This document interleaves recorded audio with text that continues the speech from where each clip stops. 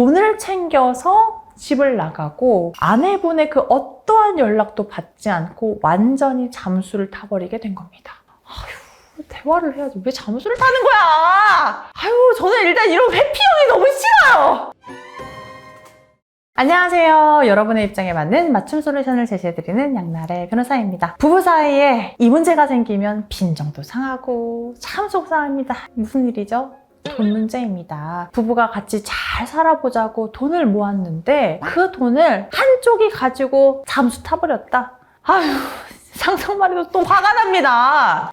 오늘 이 사연도 부모님께서 잘 살라고 보태주신 돈까지 홀라당 가지고 잠수를 타버린 남편의 이야기입니다. 어떤 내용일지 자세한 내용 바로 시작해보도록 하겠습니다. 우리 사연자분은요, 결혼한 지 2년이 조금 넘은 30대 중반의 여성분이신데요. 결혼식하고 혼인신고를 조금 늦게 해서 혼인신고를 한 기간으로 하면 결혼 생활이 1년이 조금 넘은 신혼부부라고 하십니다. 사실 두 분이 결혼 생활을 시작할 때 경제적으로 어려움이 있었지만 그래도 우리 부부가 함께 힘을 모아서 살면 잘 살 수 있을 거야. 우리 잘 살아보자. 이런 마음으로 결혼 생활을 시작했다고 하십니다. 사실 여유롭게 시작하면 뭐 더할 나위 없이 좋겠지만 어떻게 또 우리가 마냥 풍족하게 시작하겠습니까? 서로 같이 힘을 내서 잘 살아보자 이런 마음이면 너무 좋죠. 우리 남편분은요, 한 달에 한 500만 원 정도 수입을 올리는 요식업을 하고 있는 자영업자이셨고요. 우리 아내분은 한 달에 약 200만 원 정도의 수입이 있으셨다고 합니다. 신혼생활은 기존에 거주하던 집에서 시작하게 됐는데요. 우리 사연자분의 친정 부모님께서 너무나 감사하게도 그래도 신혼집이니까 예쁘게 리모델링하고 시작하는 거 어때? 하시면서 3천만 원을 리모델링 비용으로 지원해 주셨다고 합니다. 그런데 우리 사연자분이 개인회생 중이시라고 합니다. 그래서 200만 원의 월급 중에서 80만 원을 이제 회생 변제금으로 납입을 하게 됐기 때문에 생활비로 그 돈을 다 쓰기에는 좀 넉넉하지 않으셨다고 해요. 그래서 남편분이 소득이 높았기 때문에 생활비 이런 것들을 부담하셨다고 합니다. 그리고 또 남편이 아내의 그 개인 채무의 또 일부를 변제를 해주셨다고 해요. 여기까지는 서로서로 돕고 잘 살고 얼마나 좋습니까? 또 친정 부모님이 너무나 감사하게도 아이고 사위가 우리 딸 채무를 이렇게 갚아주고 한다니 너무 고맙다 하면서 부부가 사업을 확장하기 위해서 가게를 인수하기로 했는데 가게를 인수하기 위한 인수자금 3천만 원을 또 보태주셨다고 합니다.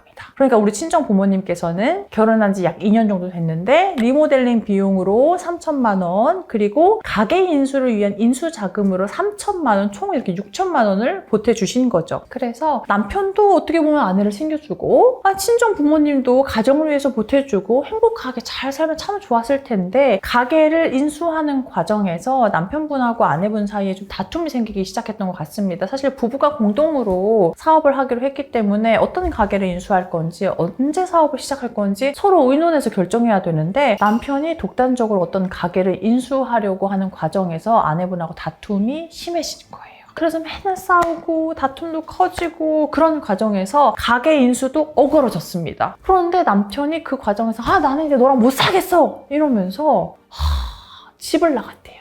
그런데 중요한 건 친정 부모님께 받은 그 3천만 원 그 가게 인수자금 있잖아요. 그걸 가지고서 잠수를 탔고요. 그리고 부부 공동생활을 하는 그 공동생활 통장에 있는 현금 200만 원까지도 다 인출을 해서 돈을 챙겨서 집을 나가고 아내분의 그 어떠한 연락도 받지 않고 완전히 잠수를 타버리게 된 겁니다.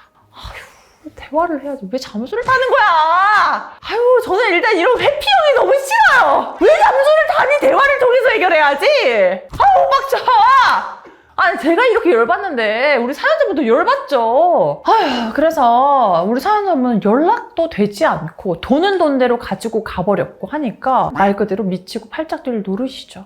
그래서 이혼을 하려고 하면 협의를 해야 되면 어찌 되었든 연락이 돼야 되잖아요. 연락이 안 되니까 협의 이혼도 안 돼. 소송을 진행하자고 하니 정말로 잠수를 타서 어디에 있는지도 모르는데 소장을 어디로 보내야 될지도 모르겠는 거예요. 그래서 우리 사연자분이 정말 너무나 답답한 마음에 사연을 보내주시면서 궁금한 내용이 뭐냐면요. 첫 번째로 남편이 3천만 원 그리고 200만 원 다 뽑아가지고 갔어요. 그 돈을 다시 받아올 수 있을까요? 만약에 재산 분할을 한다면 부모님께서 리모델링으로 주신 돈 3천하고 인수자금으로 주신 종가 총 6천이잖아요. 이 6천만 원을 그대로 돌려받을 수 있을지 그게 궁금하다고 하셨고요. 그리고 두 번째로는 남편이 잠수를 탔습니다. 아휴. 그러면은 소장을 보내도 어디로 보내야 될지 모르고 너무 답답한데 이런 경우에는 소송 진행이 어떻게 되는 걸까요? 이 두 가지가 궁금하다고 하십니다.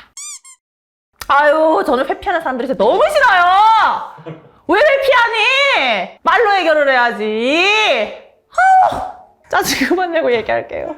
자, 일단 첫 번째 6천만 원은 어떻게 될 것인가, 아마 이 부분이 궁금하실 건데요. 이렇게 혼인 기간이 짧은 경우에는요, 제가 늘 설명드렸죠. 가지고 왔던 거 그대로 돌려받는 형태로 재산 분할이 될 겁니다, 이렇게 말씀을 드렸어요. 그런데 우리 사연에서는 조금 특별한 점이 있습니다. 무엇이냐? 리모델링 비용 3천만 원은 이미 쓰고 없다는 점이에요. 그래서 사실 우리가 보통 혼수로 마련한 돈, 그리고 결혼식 비용으로 쓴 돈, 이런 것들은요, 이미 쓴 돈이기 때문에 돌려받는 것은 현실적으로 어려움이 있습니다. 그래서 결혼 생활이 짧은 기간에 쓴 돈은 그대로 돌려받습니다 라고 했을 때 여기에 해당하는 것은 이 사연에서는 이 3천만 원이겠죠. 그래서 이 인수자금 3천만 원은 그대로 돌려받을 수 있을 거예요. 그러면 리모델링으로 쓴 3천만 원은 어떡하나요? 사실 원칙적으로 엄밀하게 따진다면 이미 쓰고 없는 돈이기 때문에 이 돈을 그대로 돌려받기는 어렵습니다. 다만 남편에게 다른 자산이 있다면, 왜냐면 지금 가계 인수를 계획하고 계셨기 때문에 남편분에게 다른 자금도 있었을 것이라고 생각이 되거든요. 그래서 그 리모델링 한 집이 만약에 남편 소유의 집이다. 그러면 리모델링의 경제적 이익은 다 남편분이 누리는 거잖아요. 그러면 그 돈의 일부를 정산하는 방향으로, 뭐 3천만 원을 썼으면 그 중에 1,500은 돌려주세요 하는 청구를 진행할 것 같고요. 만약에 그 집을 아내분이 소유하고 있고 리모델링의 이익을 아내분이 계속해서 누릴 수 있다면 현실적으로는 인수자금 3천만 원만 돌려받을 수 있을 거라고 생각이 듭니다. 그래서 사실 저한테 지금 주신 내용만으로는 이 리모델링 한 집이 누구의 집인지, 그리고 어떻게 누가 생활을 하고 있는지가 명확하지 않기 때문에 제가 대략적인 설명만 드릴 수 있다는 점 양해 부탁드립니다. 정리하자면 인수자금 3천만 원 그대로 가질 수 있고 리모델링 3천만 원은 그대로 받는 것은 불가능하고 그 집을 누가 어떻게 생활하고 있는지에 따라서 일부 청구가 가능할 것으로 보인다, 이렇게 생각하시면 되겠습니다. 그리고 일단 이 돈을 가지고 잠수를 탔다고 했잖아요. 혹시 이 돈을 어디에 쓸까봐 걱정된다. 그러면 그 계좌 가압류를 해두시는 것을 추천드립니다. 그래야 그 돈을 빼돌리는 걸 막을 수가 있어요. 그런데 이미 그 돈을 현금화해서 다 현찰로 뺐다, 그런 경우에는 계좌 가압류를 해도 효력이 없습니다. 그럼 어떻게 해야 되나요? 좀 너무 대책 없는 이야기처럼 들릴 수 있지만 이미 현금화해서 배째라 하고 나는 가진 돈이 없다. 그러면 당장에 할 수 있는 건 현실적으로 없습니다. 하지만 남편분이 나이가 젊고 앞으로 계속해서 자영업을 하던 근로활동을 할 거라면 채권의 형태로 가지고 있으면 언젠가는 압류를 통해서 돈을 받을 수 있기 때문에 채권을 만들어 두는 게 의미가 있다. 제가 이렇게 설명을 드릴 수 있을 것 같고요. 자, 두 번째, 잠수를 탄 경우에는 어떡하나요?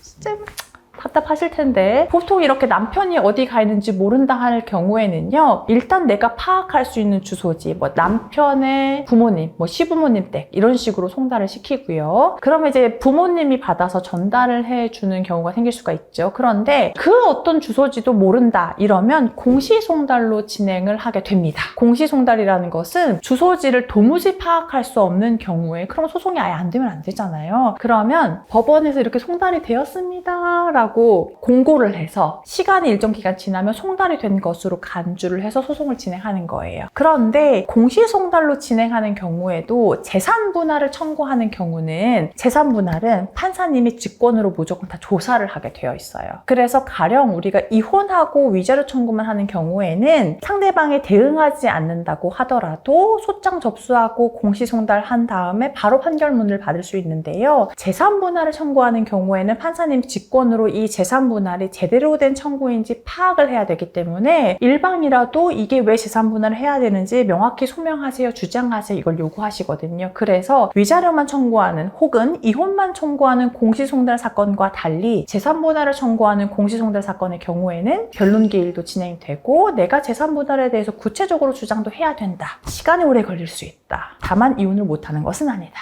이렇게 생각을 하시면 되겠습니다. 네, 제가 오늘도 이렇게 사연자분의 사연 소개해드렸는데요. 아이고, 듣기만 해도 얼마나 속이 상할지 그 마음을 헤아릴 수가 없습니다. 조금이라도 도움이 되셨기를 바랍니다. 네, 오늘 영상도 도움 되셨다면 좋아요, 구독, 알림 설정 부탁드리겠습니다. 감사합니다.